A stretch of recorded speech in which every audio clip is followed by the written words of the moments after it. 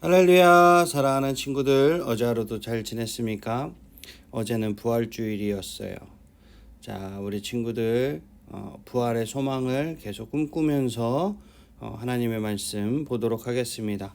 자, 오늘 본문 누가복음 24장 13절에서 35절의 말씀입니다. 부활한 믿음. 두 제자가 예수님을 만나고 믿음이 다시 살아납니다. 제자들의 눈에 힘이 팍 들어갑니다. 두 제자는 부활 소식을 전하기 위해 엠마오에 머물지 않고 일어나 예루살렘으로 향합니다. 말씀 보도록 하겠습니다. 그런데 그날 제자들 중에 두 사람이 예루살렘에서 약 11km 정도 떨어진 엠마오라고 하는 마을로 내려가고 있었습니다. 이들은 일어났던 모든 일에 대해 이야기를 나누고 있었습니다. 이들이 이야기를 나누며 토론하고 있을 때 예수님께서 그들에게 다가오셔서 함께 걸으셨습니다.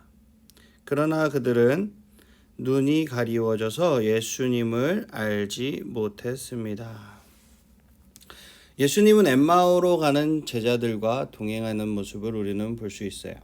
하지만 이들은 이미 예수님의 부활에 관해 들었지만 믿지 못한 채 큰 슬픔에 잠겨 사도들과 제자들이 모여있는 예루살렘을 떠나 엠마오로 내려가는 길이었죠. 어쩌면 약속과 성취의 장소를 떠나 실망과 패배의 길을 걷고 있는지 모르겠어요.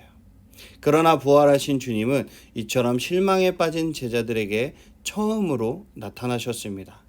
그리고 그들과 함께 걸으셨어요. 그러나 영적인 눈이 감긴 제자들은 주님을 볼 수 없었죠. 여러분들은 살아계신 주님이 내 곁에 함께 걷고 계심을 보고 있습니까? 살아계신 주님을 만나는 시간이 되시기를 주님의 이름으로 축복합니다. 아멘. 예수님께서 그들에게 물으셨습니다. 당신들이 걸어가면서 서로 주고받는 이야기가 무엇입니까? 두 사람은 슬픈 기색을 하고 멈춰 섰습니다. 그 가운데 글로바라는 사람이 예수님께 대답했습니다. 당신은 예루살렘에 다녀오면서 최근에 무슨 일이 일어나는지 모른단 말이요? 예수님께서 그들에게 물으셨습니다. 무슨 일입니까? 제자들이 말했습니다. 나사렛 예수님에 관한 일인데 그분은 하나님과 백성 앞에서 행동과 말씀에 능력이 있는 예언자이셨습니다. 그런데 대제사장들과 우리 지도자들이 그분을 죽게 넘겨주어 십자가에 못 박았습니다. 우리는 이스라엘을 구원할 분이 바로 그분이라고 기대했습니다. 뿐만 아니라 이 일이 일어난 지가 3일째입니다. 예수님은 대화의 주제가 무엇인지 물으셨어요. 엠마오로 내려가는 제자들의 대화 주제는 자신들의 기대를 저버린 예수님의 죽음이었어요. 우리가 자주 나누는 대화의 주제는 무엇입니까? 예수님이 내 기대를 만족시켜 주시지 않는 그 실망스러운 이야기들은 아닙니까? 가까이 다가오셔서 실망과 슬픔을 털어내고 소망과 기쁨을 주시기 위해 대화의 주제를 바꿔주실 주님을 오늘 더욱 새롭게 기대하시는 여러분들이 되시기를 주님의 이름으로 축복합니다. 우리 중에 어떤 여자들이 우리를 놀라게 했습니다. 그들이 아침 일찍 무덤으로 갔지만 예수님의 시신을 보지 못하고 돌아와 예수님께서 살아나셨다고 말하는 천사를 보았다고 했습니다.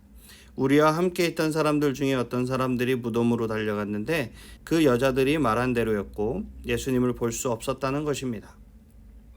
그러자 예수님은 그들에게 말씀하셨습니다. 너희는 어리석고 예언자들이 말한 것을 더디 믿는구나.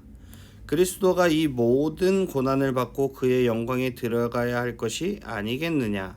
예수님께서 모세로부터 시작하여 모든 예언자를 들어 예수님에 관한 성경 말씀을 제자들에게 설명해 주었습니다. 이것이 성경의 주제죠. 예수님은 성경의 주제이십니다. 예수님의 부활을 믿지 못하는 그들에게 성경을 풀어주어서 그리스도가 모든 성경의 중심 주제임을 밝혀주신 거예요. 성경은 한결같이 그리스도께서 고난을 받으신 후에 영광에 들어가야 한다는 것을 증거하고 있습니다.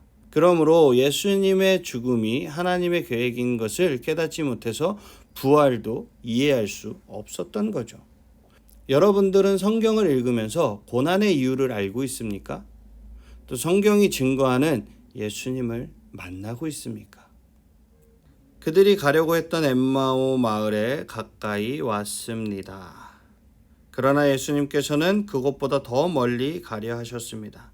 제자들은 예수님께 간청하였습니다. 저녁 때가 되고 날이 이미 저물었으니 우리와 함께 묵으십시오. 그래서 예수님께서 그들과 함께 머무시려고 들어갔습니다.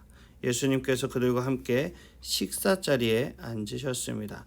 그리고 빵을 들고 감사 기도를 하신 후 제자들에게 나누어 주셨습니다. 그러자 그들의 눈이 밝아져 예수님을 알아보았습니다. 순간 예수님께서는 사라지셨습니다. 그들이 서로 이야기했습니다. 길에서 예수님께서 우리에게 말씀하시고 성경을 풀어주실 때 우리의 마음이 불타는 것 같지 않았는가? 예수님은 마침내 그리스도의 고난과 부활을 깨닫도록 인도해 주셨어요. 예수님은 어리석고 연약한 제자들을 길에서 식탁으로 이끌어 자신을 계시해 주셨습니다.